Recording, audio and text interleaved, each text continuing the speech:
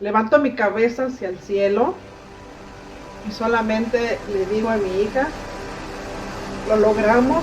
A lo mejor no fueron la pena máxima, que son 50 años, pero solamente le dije a mi hija, ahora sí puedes descansar en paz. Esta lucha ya terminó. Descansa en paz.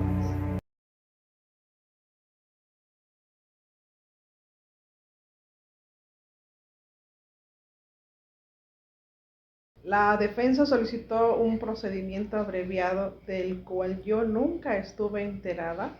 Eso lo solicitaron como por ahí, no recuerdo exactamente la fecha, pero el día 18 de noviembre aquí llega mi abogado en ese entonces, licenciado Martín Salas Mexicano, llega y me dice, señora, pues vengo a verla, ya está autorizado el procedimiento.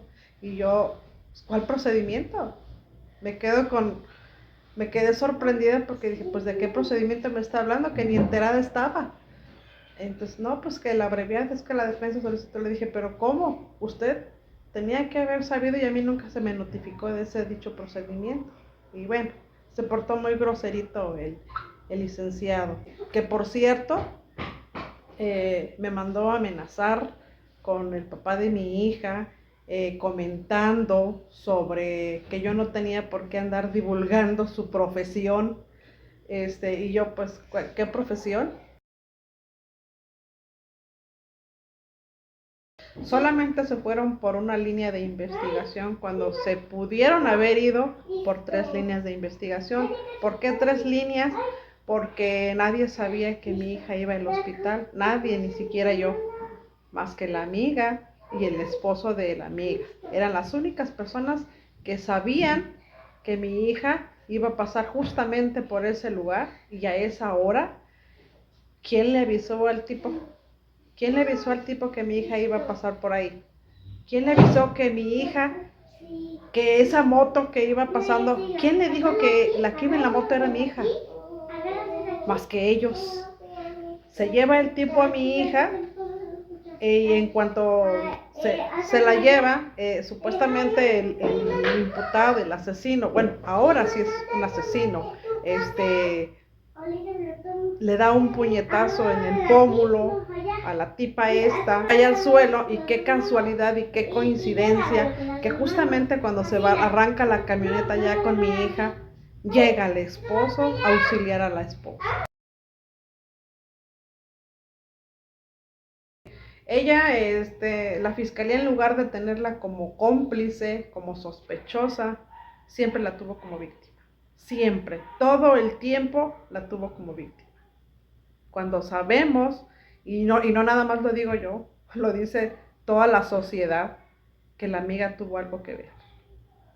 La amiga entregó a mi hija, a su asesino, a cambio de dinero.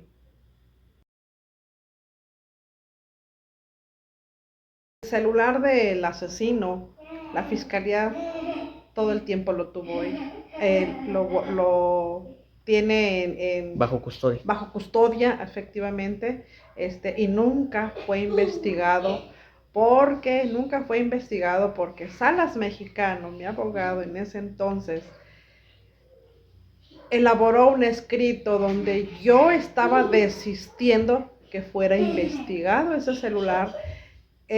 ¿Cómo logró la firma? El licenciado Salas Mexicano acostumbra, ahora lo sé, en ese entonces no lo sabía, acostumbra a pedirle firmas en blanco a sus clientes para él, pues ahora sí que teniendo las firmas poder hacer sus fechorías, porque así es una fechoría, cuando yo todo el tiempo desde que inició el proceso estuve y el celular, y el celular, y el celular. Entonces, si él ya sabía que yo quería que fuera investigado, ¿por qué elaboró ese escrito donde decía que yo estaba desistiendo que fuera investigado ese celular? Cuando no es así. Ahora, el celular de la tipa, escuchen por qué yo digo que sí es la cómplice. Si la cómplice no conocía al asesino de mi hija, ¿por qué encontraron el celular de la tipa en su camioneta? La policía de Ciudad Fernández se quiso quedar con ese celular Solicitó una audiencia en ese entonces el fiscal Federico Garza Herrera, y con el vicefiscal Aarón Hernández, y les comento delante de todos, tanto del Ministerio Público, quien llevaba el caso, licenciada Alma, y el comandante Limón, bueno, había varias personas de ahí, de la fiscalía. Y yo les comento que vayan a la policía de Ciudad Fernández, que ahí está un celular, que yo desconozco de quién es ese celular, pero que vayan. No sé si sea de mi hija, no sé de quién sea. Entonces la policía quedaron en ir por él, nunca lo fueron a recuperar. Pero estando en esa reunión, mi abogado Salas Mexicano me dice al oído: señora, no mencione nada del celular. Eso lo platicamos en mi oficina.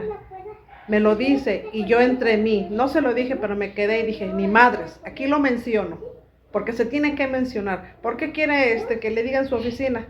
¿Por qué? ¿Por qué me va a decir al oído que no mencione del celular? Si es lo que yo más deseo, que sean investigados los celulares.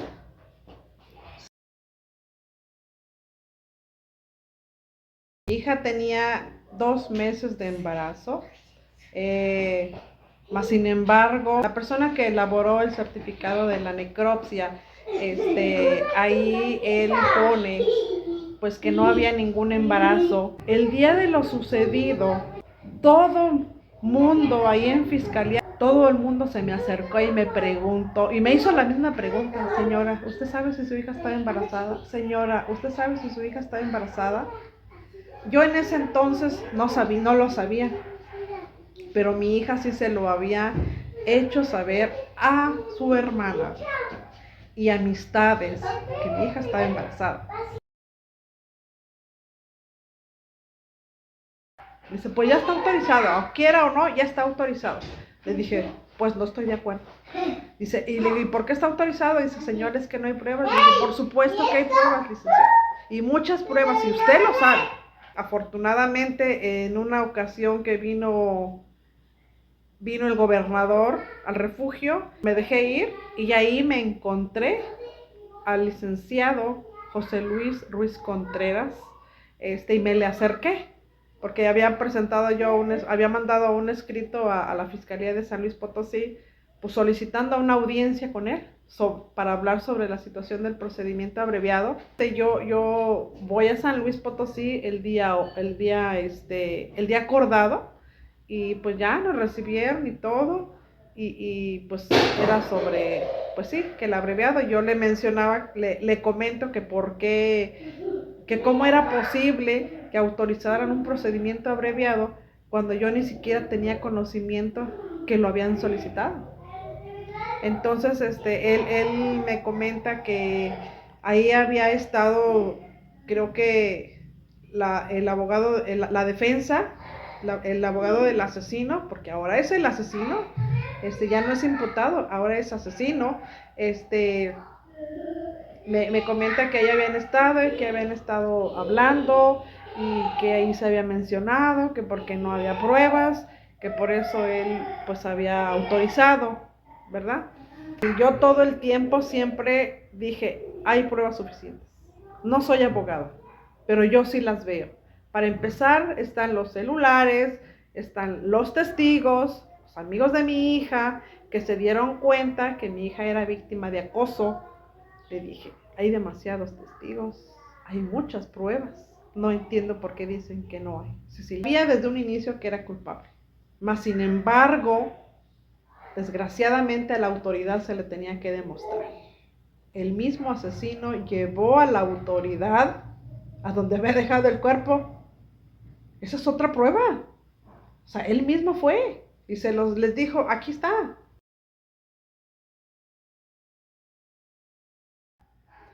Fue un día bastante difícil. Ese día salimos de ahí de la sala de juicios orales. Fue con muchos sentimientos encontrados. Al momento de que yo salgo y les digo los años, yo volteo, levanto mi cabeza hacia el cielo y solamente le digo a mi hija, lo logramos. A lo mejor no fueron la pena máxima, que son 50 años, pero ya con esos años, pues no fue la máxima, pero tampoco fue la mínima, que ellos estaban peleando de 20 años. Solamente le dije a mi hija, ahora sí puedes descansar en paz, esta lucha ya terminó, descansa en paz. Yo quiero decirles que sigan luchando, que sí se puede, hay que seguir luchando, no se queden calladas.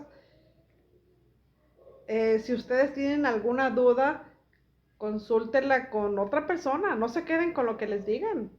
Exijan, griten, no se queden calladas. A mí,